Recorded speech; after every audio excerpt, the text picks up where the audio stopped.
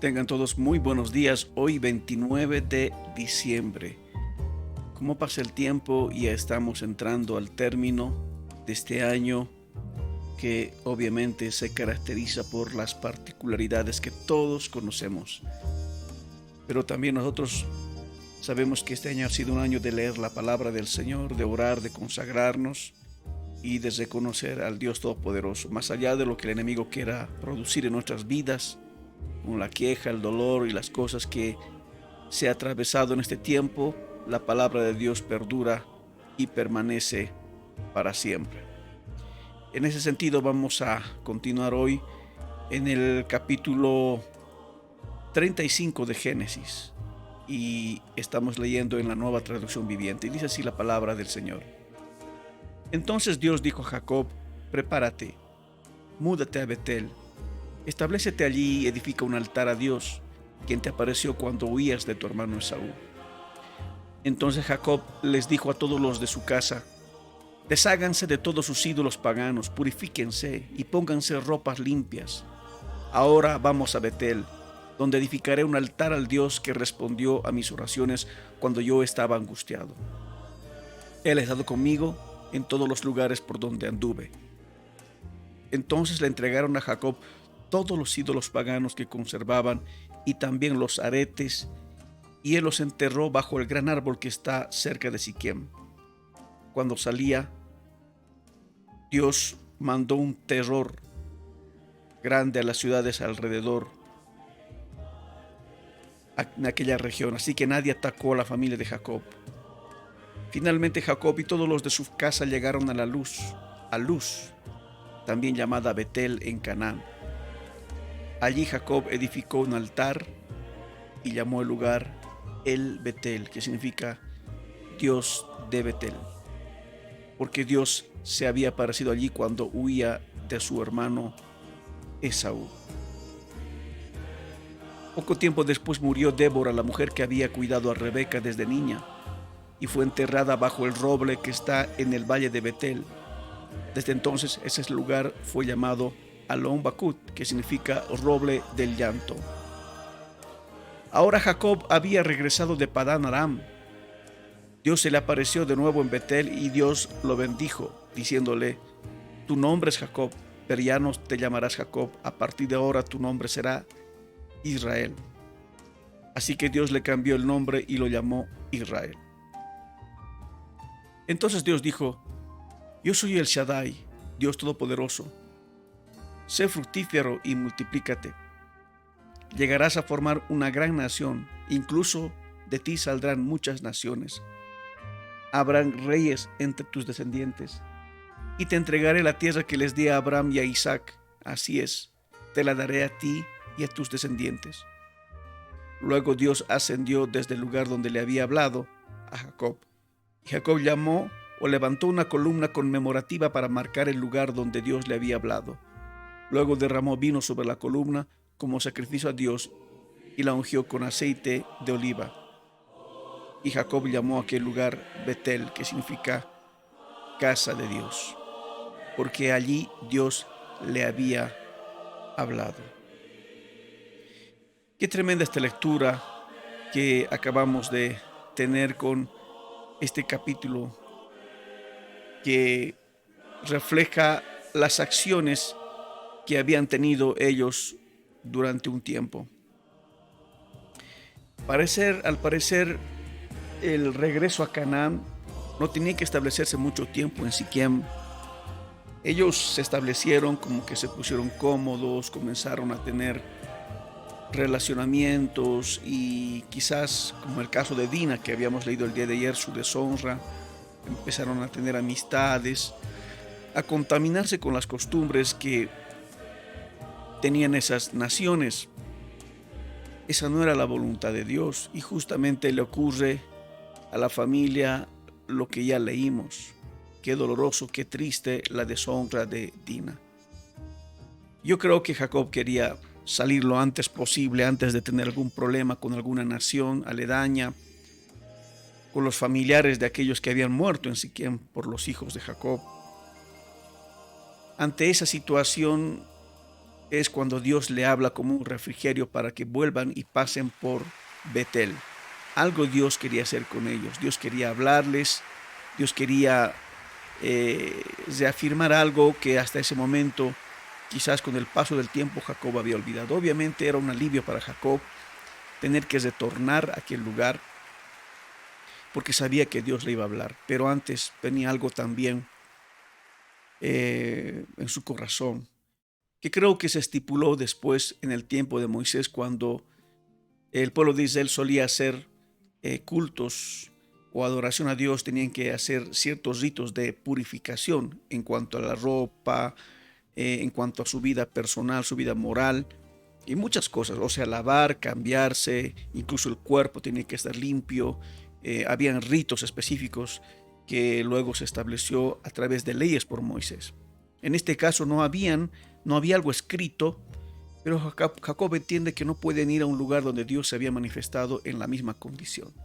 Quizás Dios mismo le haya recomendado de que pida que todos no pueden llevar ningún ídolo y que lo dejen. Es que Jacob no solamente había crecido en hijos, sino en siervos, y muchos de estos siervos podrían ser de la región de Mesopotamia y tener consigo mismos sus propios amuletos, ídolos y su propia religión. Jacob decía: los que son parte de mi grupo no pueden adorar a otro Dios sino al Señor. Pasó con sus hijos lo mismo. Tal vez empezaron a tener algunas cosas del pueblo, y peor, con lo que se robaron, tenían muchas cosas paganas. O sea, no solamente es así, ¿no? Cuando uno va a un país, por ejemplo, de visita, a hacer turismo, y de repente compra algunas cosas autóctonas, y puedes, para un extranjero es simplemente comprar algunas cosas, pero como cristianos ya no tenemos que hacer eso.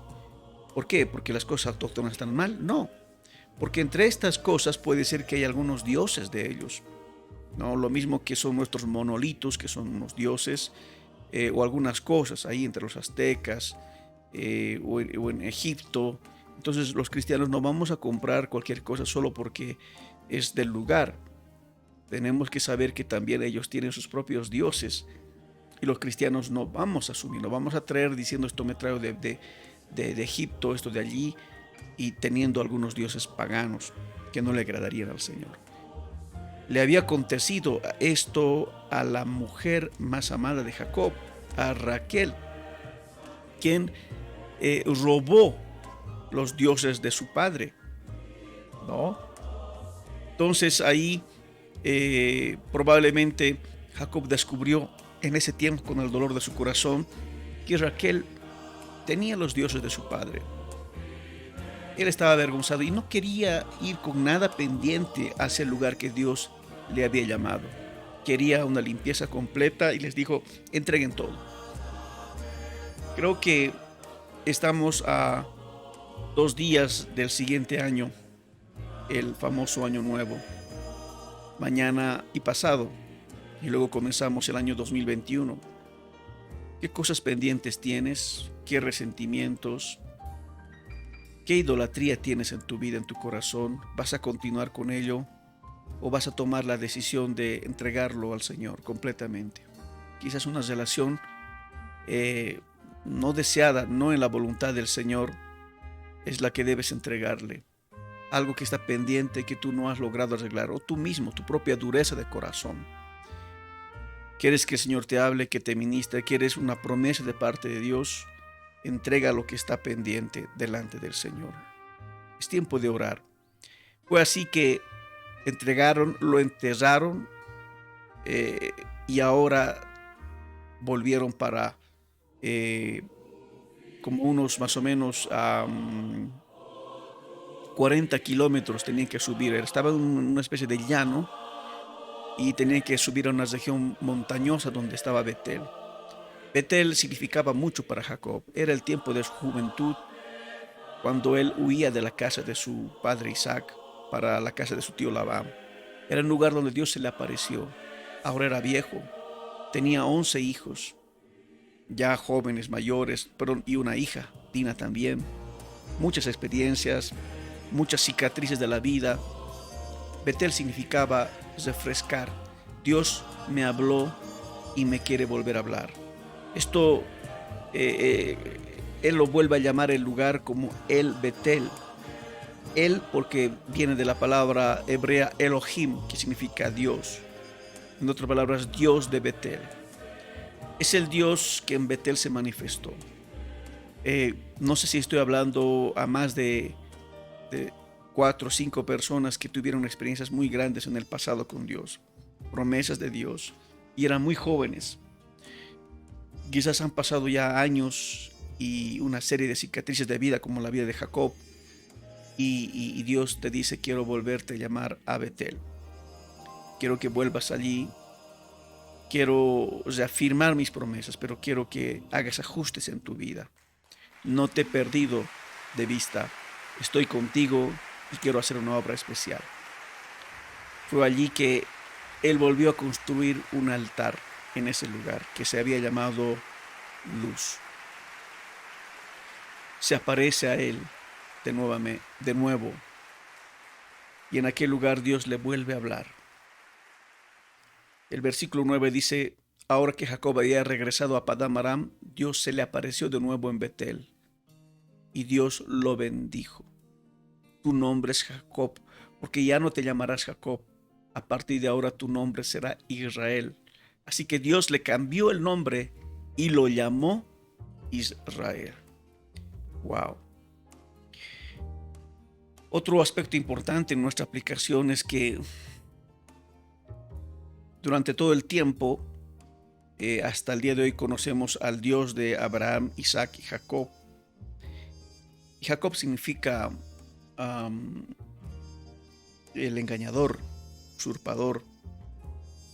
¿Y por qué lo seguimos llamando así? ¿No debería ser en las mismas escrituras Dios de Abraham, Isaac e Israel?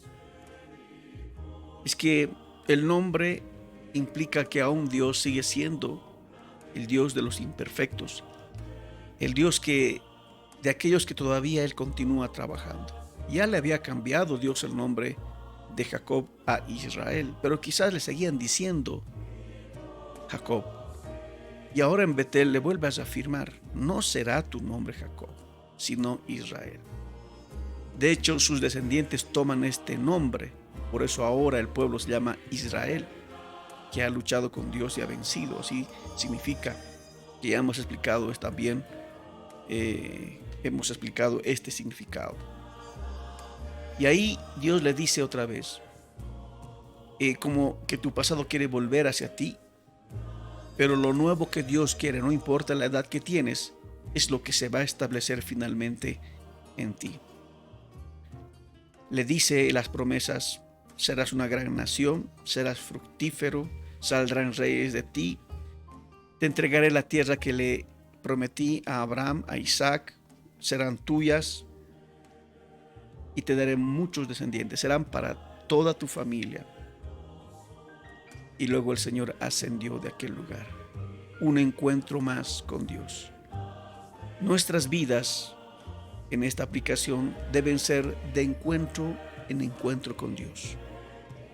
No puede ser que en algún momento solamente hayas tenido un impacto con Él, sino que una y otra vez,